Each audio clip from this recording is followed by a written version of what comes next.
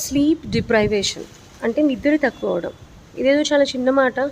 ఒకరోజు నిద్ర తక్కువ అయితే అవుతుందిలే అనుకుని కళ్ళు నలిపేసుకుంటూ, కాళ్ళు చేతులు కొంచెం స్ట్రెచ్ చేసేసుకుంటూ వెళ్ళిపోయి మన పనులు మనం చేసుకుంటాం.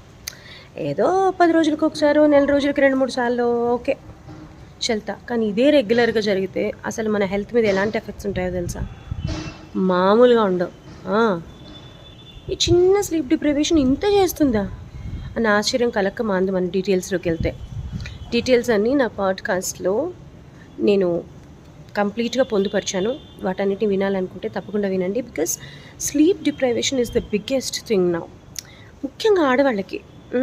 వాళ్ళకి తెలియని కూడా తెలియదు కొన్నాళ్ళ దాకా. నాకు ఇదంతా ఏదో ప్రాబ్లంగా ఉంది, కళ్ళు మంటలుగా ఉన్నాయి, కాళ్ళు నొప్పులుగా ఉన్నాయి, ఏంటో వాళ్ళు ఎంత బరువుగా ఉన్నట్టుంది ఏంటో అని చూస్తే స్లీప్ డిప్రైవేషన్. సో ఇది చాలా సైలెంట్ దొంగ, జాగ్రత్తగా ఉండాలి. డీటెయిల్స్ అన్నీ నా పాడ్కాస్ట్లో వినండి, లింక్ ఇస్తాను, చూసుకోండి.